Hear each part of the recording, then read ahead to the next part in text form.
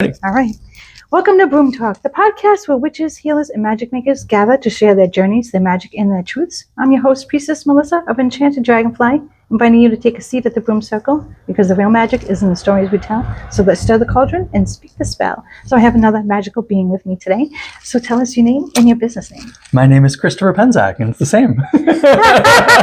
That's easy to remember. Just easy. I am me in all worlds. Nice. Yeah. Keeps it clear. Exactly. So tell us about what you do. I guess I would call myself a professional witch, but I guess the heart of it is I'm part of the magical priesthood. Nice. So I feel like a lot of my work is bringing magical teachings and healing to whoever needs it.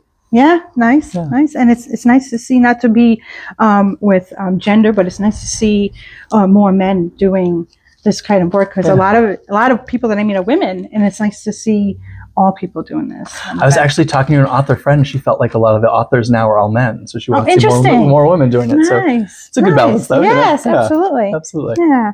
And where are you located? I am located in the Temple of Witchcraft is in Salem, New Hampshire, and that's where I live. And so like to say the other Salem. Yes, absolutely. And do you want to talk a little bit about your temple? Yeah, sure. The Temple of Witchcraft is a nonprofit that was based out of the teachings and the books that I wrote starting in the early 2000s. And we sort of evolved a community out of that. And the community became a tradition, and the tradition became an organization. So now we have some land. We've got about 5 acres in Salem, New Hampshire, and beautiful house and a cottage and a barn. And we're looking to refurbish that barn into a community center. So we're raising funds for that. And we have a whole school in person and online. And we actually have ministers all across the world actually teaching and kind of bringing the community teachings out to other places. We've got teachers in Hong Kong. We've got teachers in Greece. We got some in South America. So it's been really fun to see that grow. Yeah, that's really amazing. Awesome. And I love seeing like the physical manifestation of a lot of Me too. Yes, I think that's really important because we're a physical religion. So I think one of the reasons I did it is because I feel like so much of where I studied, like back in the 90s, it was like the witch house, but it was somebody's house that was the covenstead. And then when they passed on or they moved away, like all the community centers I grew up with are gone. So I wanted something that was held outside of one person or one family that would be held by community. And so that's why we started the Temple of Witchcraft as a nonprofit, so it could outlast any one person. Nice. Oh, that's great. And I feel like there definitely should be more temples out there for sure. I think so too. Yes, absolutely. Absolutely. So how did you start doing what you're doing? I actually began as a skeptic. Nice. I got into all of this. The person who introduced me to it all was my art teacher from when I was like 7 to 16, 17. She gave me my first job in her art studio. And it was back in the days where like you didn't tell people, there's not a lot of pagan families or things like that. So she was afraid as a business owner and a single mom that she'd be ostracized. Yeah. So she didn't tell anybody she was a witch. She owned her business, had nothing to do with witchcraft at the time. And so when I graduated high school, she told me she was a witch, and I thought she was crazy. Like I thought she joined a cult. I was going to go in and rescue her from the cult because, she was in something crazy, And as time went on, she kind of gave me different books to read. And she's like, okay, I'll talk to you about this, but we need to have the same language. So read this. And she gave me a book on quantum physics. Oh, nice. And I was like a science guy at the time. So I was like, oh, this is really interesting because it was before quantum physics was popular, I was going to be a chemist at the time, believe it or not. Nice. So when I looked at that, I was just like, oh, well, that's really interesting. What does that have to do with witchcraft? She was like, okay, read this other book. And it was the book on Hermetic philosophy called the Kabbalion. And I was like, all right, well, that was weird but interesting. But what does this have to do with witchcraft? And then she gave me her teacher's book, which was Power of the Witch by Laurie Cabot. Nice. And so she's like, now we read that and now we can talk. And by the time I got through those 3 books, I was like, oh, I don't think this is a cult. I think that this is okay. And I was really curious about it all. So she taught me how to meditate. She taught me how to read cards. She started inviting me to circles and things, and had a really profound experience in a full moon circle. And a spell, which I didn't know if I even believed spells were true. So a lot of times when people say you have to believe or you have to, have no doubt or anything, I don't think that's true because I didn't believe. But I followed the tradition, I followed the pattern, I followed the protocol, and it worked. And it blew me away. And so I was like, all right, I want to study this more. And then eventually she brought me to Laurie to study. And I was really dubious about it because here's this like scary person, scary at the time for me because like she really lives her life like a witch. And when I really sat down with her, I was like, nobody can do this. And then she demonstrated some stuff and I was like, okay, you can do it because you're special. And she's like, no, anybody can do it if you put your mind to it. She's like, just do the teachings and by the end of this, you'll do it too. And I had this really profound psychic experience. And that just changed my life to think, this is what I want to do. This is, and even at the time, not as a vocation, but this is what I want to pursue. The idea that we're all interconnected. And I wasn't really happy at the time. So this idea that my unhappy thoughts could make the world worse. And I needed to kind of be responsible for my thoughts and what I was putting out there. And the idea that other people's thoughts and feelings could affect me made me want to make the world a better place. Yeah. And that just kind of shifted my whole worldview. And it was a few years after that before I actually dedicated my life to it. But at that time, I wanted to be a rock star. But it's amazing how like one moment in a different direction, one step can completely change everything. Things. Yeah, absolutely. And I love that she had you read like different books from different people with the same vision, the same language, and that just totally opened everything. Like you didn't have to believe, just a little bit open, and it just came right in. And because I was a science guy, she started with science. Yeah. You know, and I was lucky that the person she studied with was like witchcraft as a science and art and a religion. So she started with the science part because that's what would have hooked me in. Like I was raised Catholic. I went to all Catholic school. I was sort of shunning religion. So she started with like the goddess or religion or, this is spirituality. I would have been like, oh, no, I don't want anything to do with it. The science part and the philosophy part really hooked me in to try to make sense of the world. Interesting. It's almost like you're still like a chemist anyway, because they're like a different type of chemist, but like you do a chemistry, exactly. Like if you want to look at it that way. I would joke with my family members. I was like, I only wanted to be a chemist because I wanted to play with little bottles, and now I get to play with little bottles all the time, so it's all good, you know. And no math, or very little math. You just don't have explosions in the lab. Exactly. What type of practitioner are you? Ooh, that's a good question. I don't know if I have a great answer to that. I think the word that just sums me up for so much of what I do is just witch, and all things that fall under witch. My own practice, I guess, I'd consider myself mystical. So a lot of my pursuits are about what are the greater questions about life? What are different entities and spirits, and how do you communicate with them? What's the nature of the universe?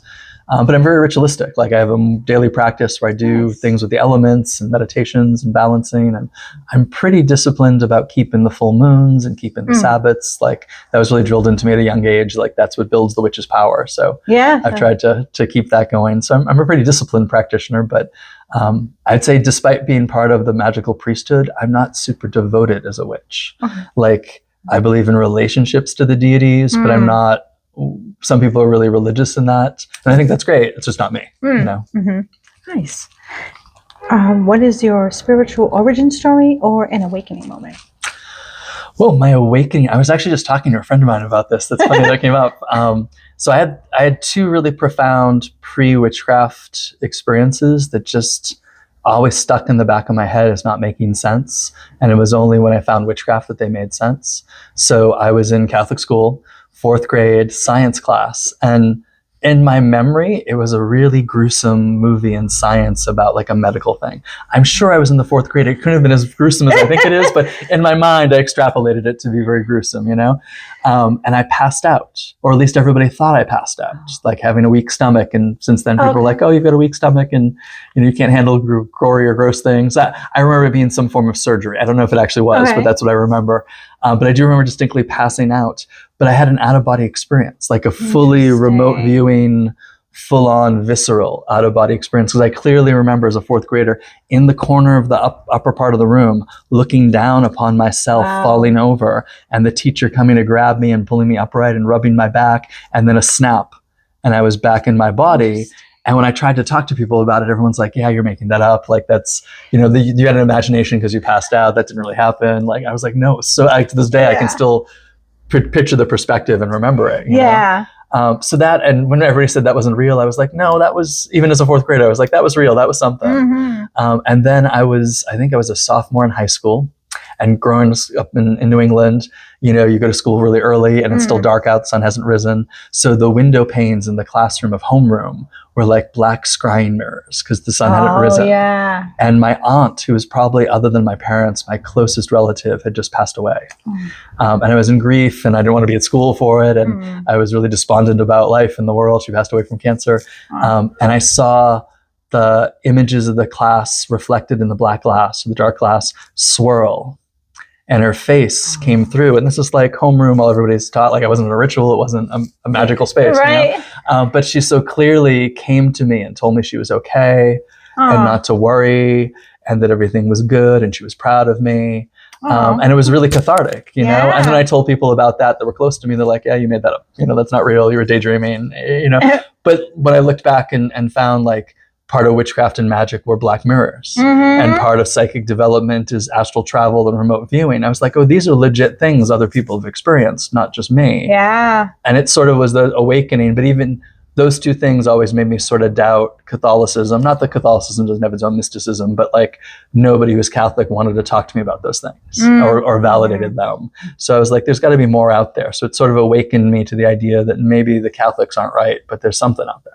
Yeah, absolutely. And for you to have such that vivid memory of all those details, like that's not just imagination. I mean, kids will get to a certain imagination, but even to this day, it seems like you can, like, when you're talking about it, I can feel like you can still feel it, right? I can still feel it. Absolutely. Absolutely. I remember even talking to my best friend at the time, and I was like, did the teacher grab me and rub my back? He's like, yeah, she did. I was like, yeah, I saw that from the outside. I don't remember her doing it, but I saw it from the outside. He's like, yeah, sure. You know? Yeah, like you would remember at least feeling that, but you're not remembering the feeling of it. You're remembering watching it. Yes, watching it. That's awesome.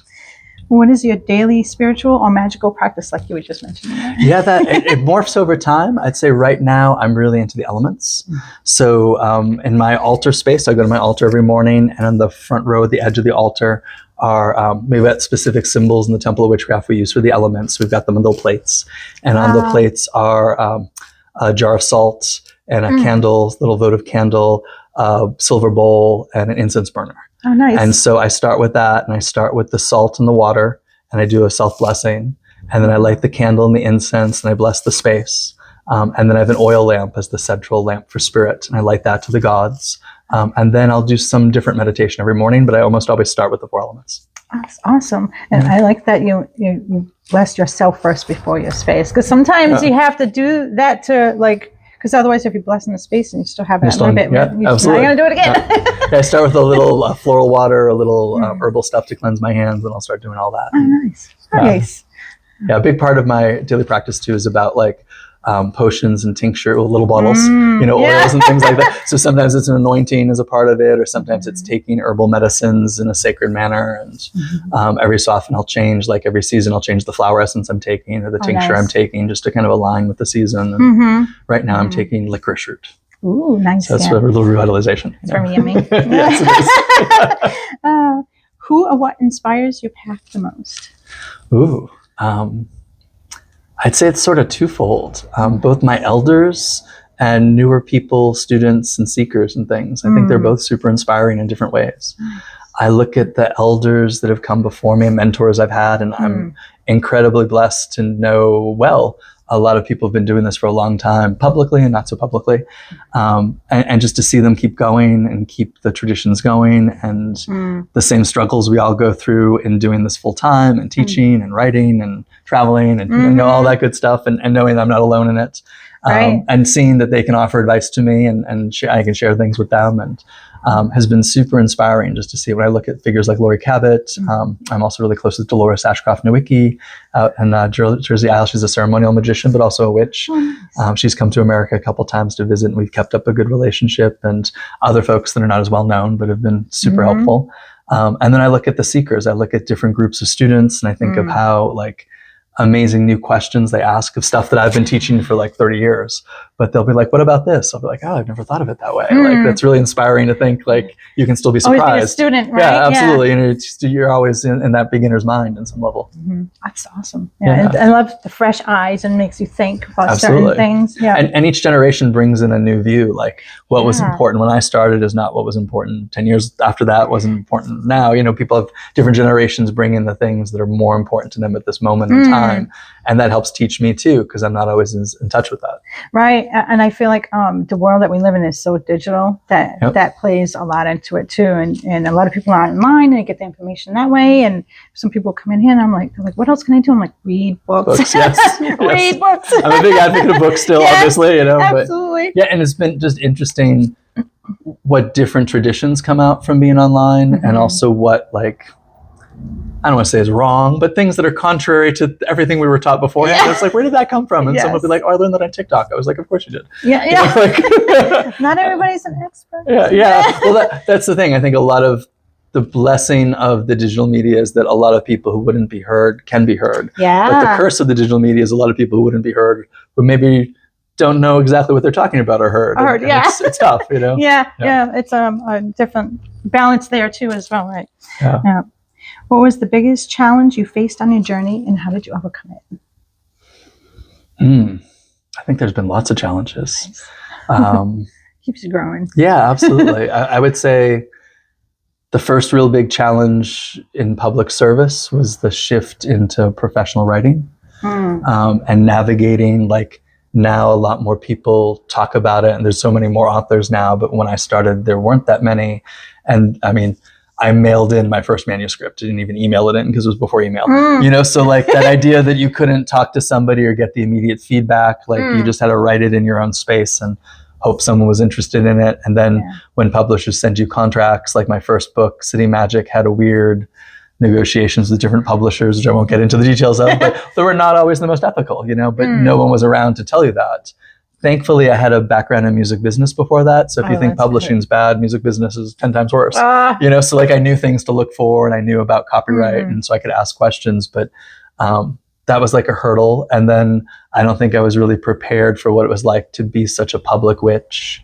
In my early days, had a couple fanatical people follow me who, would be in the view of stalker, legal definition of stalker. So that was hard to navigate. That was a huge challenge and made me think, like, do I want to do this anymore? Like, and I'm thankful I stuck with it. And I think it's my calling and I'm very happy right now. But there were moments of high weirdness and even danger that I was like, I don't know if I want to do this anymore. That was a challenge to get through and accept it. I think also the establishment of the Temple of Witchcraft as a legal entity, like to go through the federal government to say, hey, this is my religion, and for them to be like, prove it, is a huge thing, and having to deal with lawyers, having to deal with the government and all this kind of paperwork and just sticking to it because it's not something that happens instantly. It takes a year's process, Yeah, absolutely. And thankfully that you're okay with it, because that's, some people, it's scary. Absolutely. It is. It's very scary. And particularly these days now, I think, like, I'm happy I'm out and proud in all levels. But at the same time, I'm like, I could be safer if I wasn't, like the way the world is right now. But then you wouldn't be you.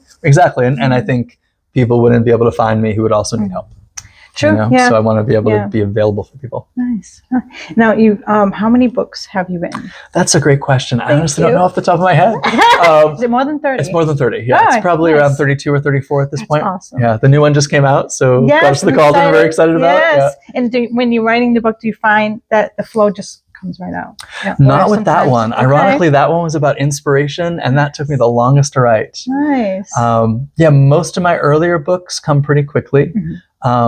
And that one I won't say I struggled with, but I think the process of running a temple and traveling everywhere and running a school caught up with me, where in my earlier books, I didn't always have that. So I could just dedicate months to, like, I'm going to write this thing. And I'll see clients here and there, but I'm going to write.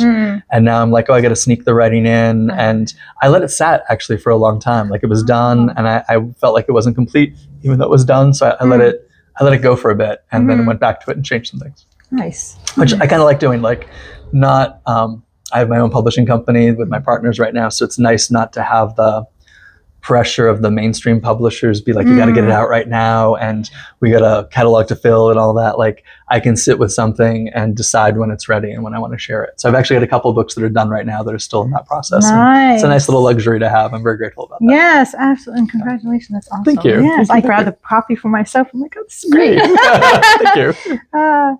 What tools, methods, or spirits guide your work? Ooh, so many on all of those categories. I would say for the spirits that guided my work into this world was the Irish crow goddess Macha. Ooh. So she's part of the triad of the Morgan.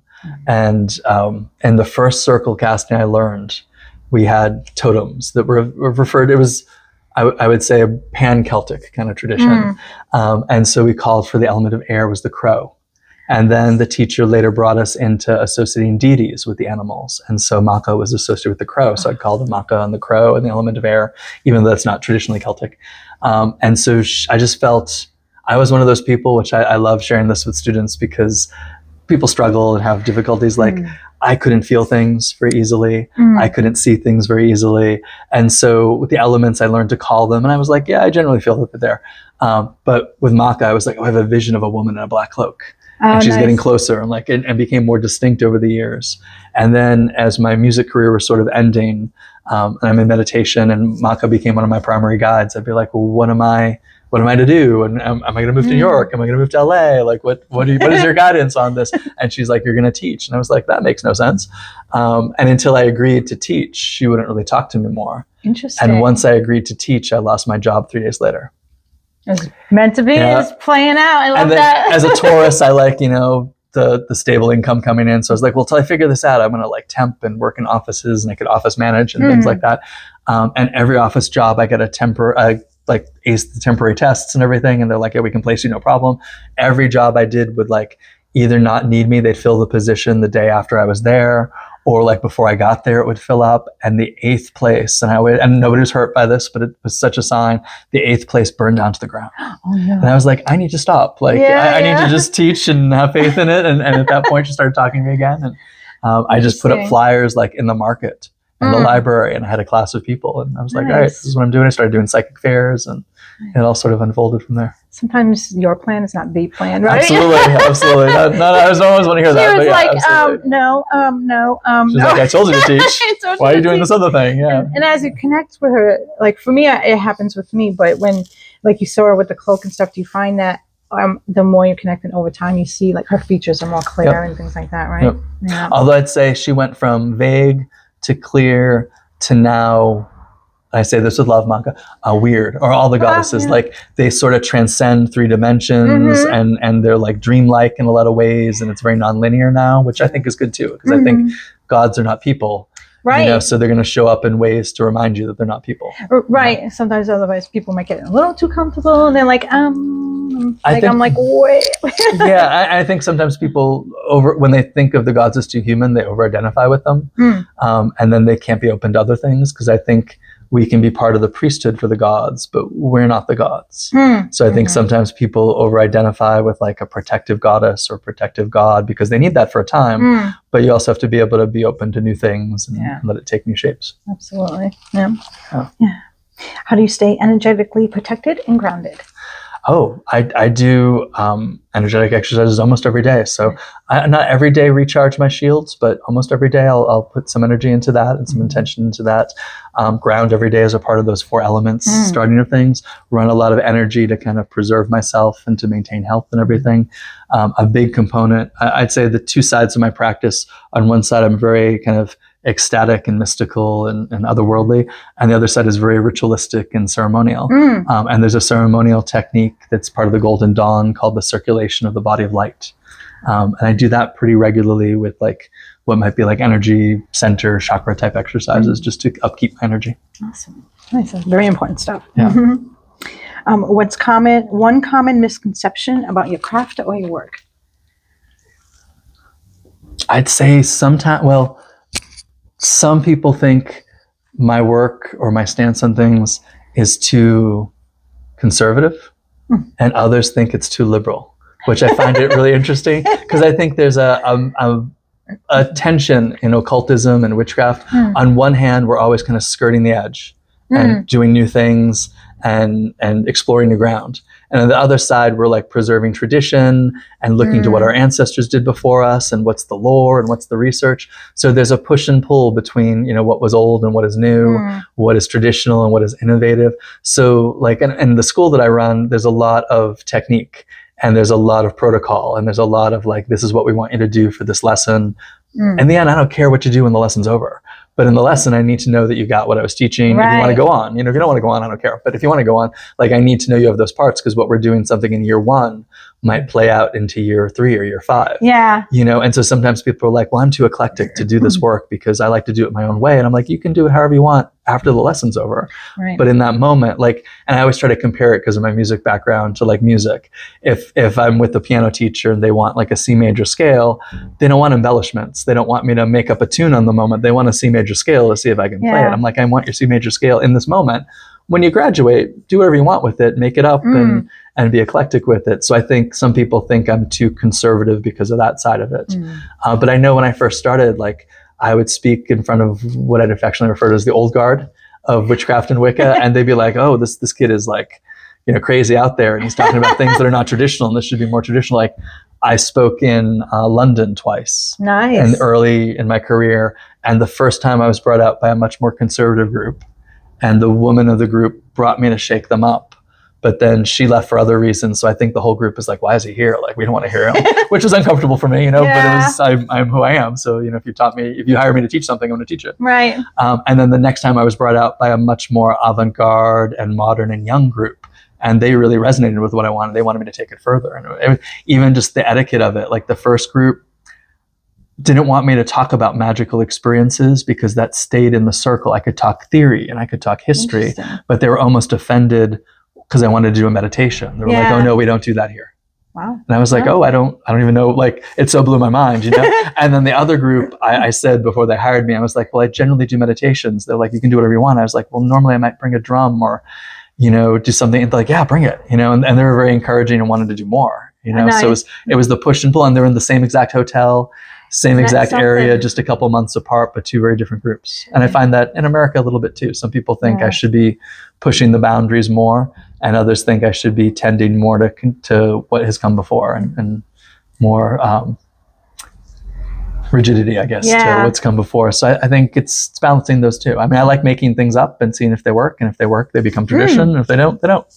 There's a chemist. Exactly. Yeah. If the mixing works. If the mixing works. Yeah. And it's interesting that it's all about their own. That whole thing was all about their own views and how they see something or perceive something with their own eyes, and how they reflected on how they wanted that to be reflected in what you were teaching. So right. That's something. Yeah, it is interesting, both hosting folks who hire me to come out and speak at events, or even students that are new that come in. Some people I've realized just want to be validated by what they already know, but don't want something new or challenging or innovative. And one of my mentors through all of this was Raven Grimassi. And he would often say, he goes, it's a poor teaching that doesn't change the one who's learning it. Yeah. And I've always kind of stuck to that, that, and even if it changes you by you get clear in your own ideas of what you believe, but that's still a change, but it should affect you in some way. If you're impervious to a teaching, then why'd you take it? Right. Yeah. And that should be like with any other course that you're learning, if, whether it's witchcraft or chemistry or something, or cooking. And, if you're going to learn the course and you're going to, take that test or assessment afterwards, it's going to be by the course's creator and how they did it, right? So, and it's an assessment of what you learned from that time. I recently took a class on temple building and sacred geometry, and I loved it. But I disagreed with the teacher metaphysically on a lot of the ways he described things or where he was getting things. Just didn't suit my view of how things work. But I shut up because it wasn't my class. Right. And when I was asked to do an assignment, I followed the criteria of the assignment. And now that the class is over, I'll probably work it to fit my view and work it to fit my needs. But while I was in the class, I tried to respect the paradigm of the class. Interesting. That's awesome. Yeah. Nice. Can you share a memorable or powerful client transformation?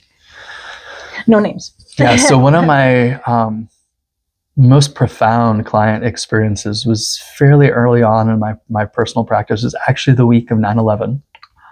So all of that is going on in the outer world. And I had the wife, two students who were married, elderly couple, whom I wasn't that close with. And they called me because the husband of the couple was in the hospital. And as she described it, it was very obvious to me, in my mind, that she was calling me for last rites. Oh. So I was coming as a witch doing last rites, and I had my bigger pentacle on and dressed much like I am now in black, and had my little ministerial card to be like, hey, can you let me into intensive care? And I forgot that the class they took with me was on crystal healing. Oh, interesting. And so she was calling me thinking I could bring my crystals and perform a miracle. But she never articulated that. So I just was like, oh, well, if this is the stage cancer he's in and this is what the doctor's saying, like he's looking for solace, he's looking. And I guess I assumed because they came to me that they were witches and they weren't at the time. Oh. So it was a profound miscommunication on a lot of levels, but you're in crisis. You're not going to, do that. And so I ended up spending that week almost every day with them for a few hours. And mostly it was conversations about the afterlife and what a witch's beliefs were. And he was a scientist, again, so that I could talk with him about that, but he definitely had these very black-white views of what is real and what isn't, but he was open to talking because I think he was afraid. Yeah. And we did a ceremony. He had on top of everything that was going on, he was in great discomfort because he had a bowel obstruction. And they were going to do kind of a palliative procedure to remove it so he wouldn't be suffering. But it wasn't a cure for what was going on, you know? And we did a ceremony and a healing for him in the hospital. And I remember some friends were there and his wife was there, and it was unusual because like in Eastern traditions, you'll often have the shaman will have the community witnessing and lending their power to it, which in modern witchcraft, usually it's you and the client and that's it. You know? So it was an interesting moment of like, we're not in my space, we're in a hospital, I can't have candles, I can't have smoke. And all these people are watching me who don't know what the hell's going on, but they're wishing him well. And I was very overshadowed. I hesitate to say the word possessed, but invoked by one of my healing guardians, and did the ceremony. And I don't remember a lot of what I did, but they said I was chanting in strange languages. And I was like, okay, that sometimes happens. Being the messenger. Yeah, right? you know. And then they went to prep him for the surgery, and the bowel obstruction was gone. Awesome. And I was floored by that because I never had that physical, immediate enough of an effect. So much so that the doctor wanted like me to be in on the meetings to talk about further treatment. And I was like, well, I'm not comfortable with that. That's not my job. I'm here to help spiritually, but you know, I'm here for whatever you guys decide is best medically.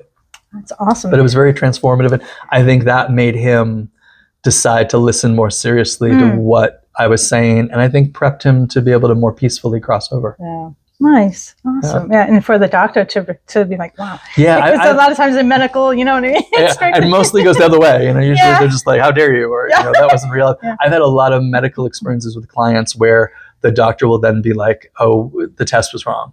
Or you misread it because there's no way what I did could have changed something in their mind, you know? I'm like, but I've had a lot of wrong tests if that's the case. What sacred self-care practices keep you aligned? Daily practice is huge. I think that keeps me going. I think I don't always learn to do it, but I've learned to be better as I got older. Taking time to rest. That's been a huge one. Not thinking I can do 24/7 all the time. Right. And I'm a big believer, and I know this is like outer form self-care, but I think it's also an inner form of self-care. I'm a big believer in baths. Just the healing power of water, putting oils and herbs in the baths, just taking time to like shut the door and be in the warm water and just like not think and not talk to other people and not worry about anything. So it's ritualistic, you know, I know it's all, I like my bubbles, I like my, you know, bath bombs and things like that too. But that idea of really taking the time to be with the water and just stop for a bit has been very helpful. I think it just resets the nervous system. Oh yeah, and stillness definitely, and like you have to pour from your own cup too, especially when you're doing all these things for other people, because you can't pour from an empty cup. So, Absolutely. What does success look like to you as a spiritual business owner? Where I'm at, really. Like I feel very blessed to be very successful about what I'm doing. I feel like I've had outer success that's been good sales with books and filled classes and awards and things like that, which is lovely and always affirming. But I think the success is in seeing the community that we're building, you know, and feeling like that people are really getting life-changing things to kind of go through. I think one of the barometers of success for me has been observing people stay in community, but their role change. You know, because sometimes someone's always that student and in some communities never is empowered. And to see people start as students and become their own teachers and their own ministers and their own ritualists and then share that with other people has been super rewarding, because I think, you know, what you're able to pass on, I want my students to surpass me. Yeah. So that idea of being able to pass it on is a huge mark of, I think, the success of the community, not just myself, but the community. Watch them grow like that. Yeah, that's awesome. Absolutely. Do you follow the moon astrology or seasonal cycles anywhere? All of those things. All of those things. Check. Yeah, particularly I'm a big astrology witch. You know, the planetary magic and zodiacal magic is huge for me. And I like to teach classes on how to harness that for your spells, but also just kind of getting the feel and the rhythms of the stars, I think, are a huge part. But Wheel of the Year is really important. The moon cycles are important. The full moons and the different signs, you know, absolutely very important to me as well. So all of that. Yeah, that's very important. What's something you wish more people knew about energy work, divination, rituals, what have you? That everything is not good. Yeah. You know, a lot of people just assume that, you know, if they find it or read it, that it's can only help them. And I think energy and magic and spells and power are neutral. And it's not only the intention, but it's also the skill. You know, you can have the best of intention and hold a gun and still shoot yourself in the foot. Yeah. You can have the best of intention and with magic and still cause harm. You know, I think it helps to have a good intention, obviously. Well, yeah. But I think, you know, there's still things that can go wrong with it. And I think sometimes people just assume energy with a good intent is always good, but some people don't want to accept that energy, or sometimes you doing it depletes you in ways that you don't know, or if you're really brand new to it, or just not well educated, you can harm yourself and harm others and not realize it, you know? So I think realizing that things don't have automatic safety guards in it. You know, like I remember somebody telling me like, oh, a harmful spirit or a haunting or whatever can't hurt me as long as I don't believe in it and don't acknowledge it. And I was like, well, it's like saying a gun can't hurt you just because you don't believe in it. Like the bullet's still going to hit you. And you might have certain protections of not being in a place like that if you're not engaging with it. But for the most part, you know, I think magic's a real force, and I think it's tangible and has responsibilities to it, and it's not always good. You know, even when it's well intentioned. And it's like I had an experience where somebody was trying. They were very new, and they were trying to work with Anubis, and they had no idea what they were doing, and it just turned around really badly. And I was like, well, you know, that's you got to be careful what you're doing. But spirits, absolutely, because certain gods and spirits and entities, they don't have the same paradigm as we do. You know, like I think a lot with the fairies too. I have a very loving relationship with the fairy folk, and that's a big part of our community. In fact, we consider a kingdom of fairy part of our community. So there's an agreement of that. And if you're part of our school and our teachings and things like that, you get a certain level of grace, because like you're kind of comped into the family of you know what that agreement is. But in general, people are like, oh, I just called the fairies to do this. I was like, oh, I wouldn't have done that. You know, I made an agreement, and it's like, I would have checked the fine print on that. You know? Or with angels, like a lot of people assume angels are perfectly safe. But, you know, if you really think of like traditional occult angels, they're fiery, and they can burn you out, and they can overload your senses. That's all the traditional lore says, be not afraid, because they're scary, you know? Absolutely. You know? But I think we have a lot of sanitized views of practices and energies and entities. Like you can offend gods, not intentionally, but they're working in like Anubis has a cultural paradigm. And if you don't know that paradigm, he can grant graces for that, but there's also dangers to that. You know, it's a death current. It's funny that you said the sanitized. It's a good way to put it. If you could give one piece of advice to someone just starting their path, what would it be? Meditation is key. I feel like I ring that bell every day, but I think before you jump into spells, I think before you jump into big rituals, for me, the most helpful thing in both my own practice and teaching others has been learning to sit still, learning to quiet your mind, learning to focus on things, learning to open your psychic senses, all in a gradual, perceived way, you know, rather than haphazardly. Or, I mean, I love eclecticism and do what feels right in the moment, but I think if you don't know what you're doing, you can stumble a lot. And again, I think of it like magic, like music. You know, like it's good to know your scales. It's good to know chords. If you know those things, you can do beautiful things. I know when I started out in rock and roll, before I started like having, you know, musical background and studying with people and everything, I was like, I don't need anybody. I can just do it all on my own. And like, it took me months to discover a seventh chord, which if I just studied with a teacher, they would have explained to me what that is and how to use it, you know? So like I wasted a lot of time just pecking at the piano, trying to find something that sounds good, where there's a whole history behind it that could have supported me. But I was stubborn, you know? And I think sometimes people are stubborn in magic and witchcraft, and they can waste a lot of time or hurt themselves or just not get anywhere with it. So I think the quieting and following a pattern, whatever that pattern is, it doesn't have to be the patterns I teach, but like follow the moon, follow the wheel of the year for a bit, follow an astrology, follow the elements, you know, follow something that has a pattern. Because I think we sometimes get really fascinated with the things that we like and we're good at, and we push away the things that are challenging to us, and then we have big blind spots. You know? Yeah, absolutely. And if you just stop following it, we get a little bit sporadic. So I think that pattern's help. Absolutely. What magic are you currently brewing in regards to events you're doing coming up, classes you're doing, things that, nothing that you haven't released yet, because I know sometimes we got to keep that, but anything that's out there. I have no rules. It's just me. I can say whatever I want. For events, our biggest community events, we have an online conference in February called Temple Hearth. Nice. And I'm working on the online meditation and the class I'm doing there. So that's exciting. Actually, talking about the elements, the class is going to be a deeper dive into the elements. And then the ritual is going to take the concepts of the four hallows. So like our cup and our wand and our sword and our stone, and the deep virtues of those, and how in these times of trouble, we need to be able to hold those virtues. So like for us, the truth, air is truth. and earth is sovereignty, and fire is your sense of will, and water is compassion. So how can you hold all those things and bear them out into the world? Because I think we need more of that. Yeah. And then we've got a big festival in September called Temple Fest, and I'm just ruminating on what that's going to be. Every year I do a keynote for it, and we have other guests coming out. This year we have Byron Ballard coming out to speak, so I'm very excited about her. She's awesome. And some other speakers will come out as well, but she's the one we have confirmed as our keynote.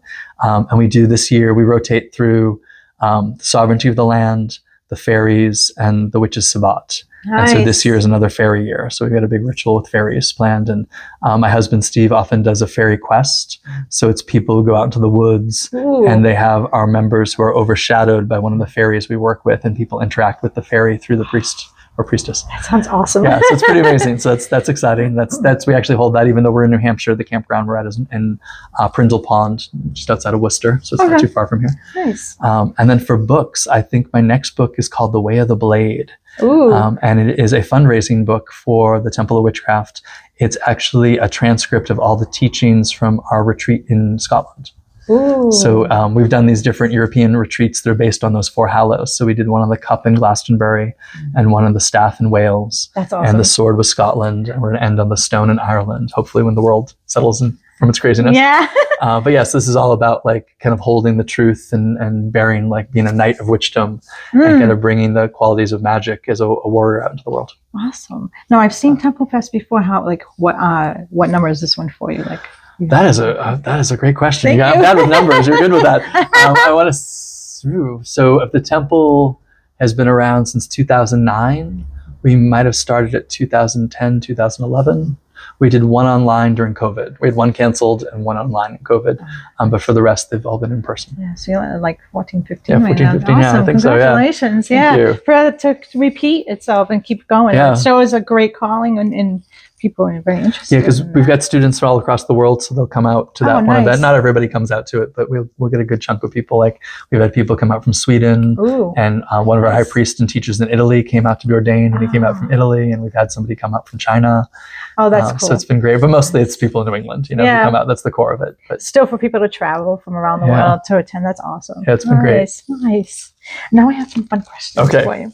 So what is your... I'd say all those were fun. Oh, great. Thank you. So what is your sun, moon, and rising sign? So my sun sign is a Taurus, my moon sign is Virgo, and my rising sign is Cancer. Nice. So I say I'm a stubborn, emotional perfectionist who cries very easily. Which isn't untrue. That's awesome. Do you have a favorite crystal, herb, or tool that you always work with? So my favorite crystal is probably emerald. Nice. My favorite herb is non-poison is lemon balm, and poison is datura. And my favorite tree is oak. We tend, in our teachings, we divide from healing herbs, baneful herbs, and tree teachers. Nice.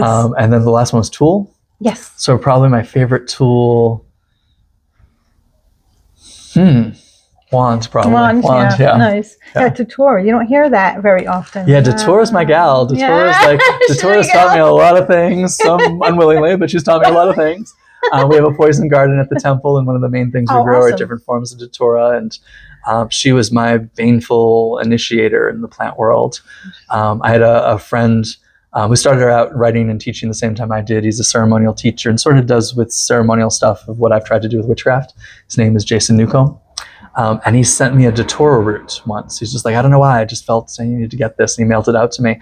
And that just initiated this whole deep dive into poisons and the datura itself. And I had people send me the seeds after that, kind of unbidden. Nice. So I started growing it. And it sort of evolved into my Plant Spirit Familiar book. So she's given me a lot of gifts. I'm very grateful. Now, did you hear of that poisonous garden in England that they have? It's like, and you have to wear a hazmat suit to walk through it. I've heard of that. That's on my bucket list. There's a smaller version of that in Montreal Botanical Gardens. There's like a medieval garden and a poison garden. But yeah. That's awesome. What is your magical nickname or an archetype that you resonate with? I don't have a nickname. I'm really bad with nicknames. I'm just Christopher everywhere. I have a very good friend of mine who is a ceremonial magician, and she calls me Christophiel, the archangel of poisonous herbs. But I don't know if that's true or not. I'm not poisonous, But yeah, no real nicknames of that kind of way. And archetype, I think for me, it always kind of goes back to the witch, But I think I spent so much time running away from the religious side of priesthood. In fact, I almost didn't take my second degree with Laurie Cabot because in that tradition, it's the priest or priestess of witchcraft. And my mother had to talk me into it at the time because she's like, oh no, you get to be your own priest. Like that's the difference. You should really do this. But as the years have gone by, I really identify with the concept of magical priesthood. Like we're mediating something in terms of magic that's important, and embracing the idea of priesthood, because I think what we do is religious in the oldest sense of the word, that religious links and connects and opens. I knew I was raised with the idea of religion being like prophetic, Abrahamic, and I think for the longest time, my teachers, when they talked about witchcraft being an art and a science and a religion, I was like, oh, it's an art, it's a science, it's a spirituality, because I don't want to be a religion. But now, and particularly in these troubling times, like to have religious protection, you can get fired for your spirituality, but in many places in the world, you can't get fired for your religion. Isn't that something? So I think that need to be able to get those legal defenses. And I've had a lot of people, ask for help and support and resources. I feel like they're going to take my kids away because I'm a witch. Yeah. And there's places where that's legal to do. Yeah. But if it's not legal to discriminate against religion, having us be categorized as a religion and sort of redefine what religion is, I think we've sort of let go of that to the greater masses. And I think rather than letting harmful people have claim to that word, we need to sort of reclaim it in ways and redefine it for people to realize you can be religious. And I have a friend who's a religious studies author, and she hates it when people say, well, I'm not religious, but I'm spiritual. And she's like, but you're practicing Wicca. That's religion. And I was like, yeah, I get it. I get what they're saying too. But, she's like, we need to reclaim the word, religious. Yeah. And I was like, okay. So I try to do that. Yeah, I think for some people, the spirituality is being religious, or vice versa. They're like one and the same. Absolutely. And I think that should be. So I think they should be able to use either word. Yeah. If it's one and the same, they should be able to use either word, not give it up to people who are actually doing harm in the name of religion. Yeah. Tea or tincture? I'm lazy, so tincture. I like quicker results. I like the ritual making tea. I like drinking tea, but I'm for medicine, and when I'm feeling sick or for magic, I'm lazy, so tincture. Yeah. Tarot or runes? Tarot. Cauldron or candle? Cauldron. I'm a cauldron person myself. If your spirit guide had a voice, what would it sound like? My spirit guides do have voices, and they all sound very different. But one of my first spirit guides came across as an Indian woman. So has that sort of accent to her, like and it's India, like this, Indian, India Vedic, traditions. So she very much has that accent, but is very soft and very motherly and comforting, but one of the most distinct voices. And that was one of the first spirit guides I ever talked to. So the voice always kind of brings me back to those early times. Oh, nice. And do you have any pets? We don't at the time, because the Temple of Witchcraft, our home, is also the public space. So half of the house that I live in, we live in the upstairs portion, is the residency, and the downstairs portion, and half of it is the store and our temple space and classroom and everything. Having so many people come in with different allergies, I'm sadly allergic to cats. So knowing that, and when I go into a place that has cats, I'm like, oh, I feel it a little bit. So trying to be cognizant to the students who come in. We've had other students who are allergic to dogs. I have two partners, Steve and Adam, both in my work and in the temple. They're co-founders of the temple, and Adam would love to have a dog. And so we sort of decided in retirement, because we also travel so much, so I don't want to be boarding. I feel like if you can't really do, like kids, I think pets are like kids. If you can't devote the appropriate time to taking care of them, you shouldn't have them. So I think with our crazy careers and having to take care of community and travel and everything, I would hate to have someone. We have a lot of teachers who teach in the temple that are not us, so having them have to deal with the dog barking or things like that, I don't think is fair to them. But I think once we retire, we'll probably have a dog. Nice. Not sure which kind, but we'll probably. If not, the kind will find you guys. So Exactly. Pick that for you. Exactly. My family used to have German Shepherds, so I'm partial to that. Nice dogs. So those were all the questions I had for you. Yay! Well, this is fun. Thank you. Thank you for joining. Thank you for having me. Absolutely. And was there anything else you'd like to talk about? Not particularly. I'm not a big promoter, but if you want to know anything about me, you can check out ChristopherPenczak.com and the templeofwitchcraft.org. It has all my classes and schedules and books and all that. And feel free to support the templeofwitchcraft.org is a 501c3 nonprofit. We appreciate any support. Absolutely. And I'm going to put a link in the description for them to find you. Is there a specific link you want them to find you on? Just templeofwitchcraft.org is good. Okay, will do. All right. Awesome. So go check out his temple, check out his events and classes, and he knows what he's talking about. And as always, come see us at Enchanted Dragonfly. We are a metaphysical shop at 99 Church Street, Whitinsville, Massachusetts.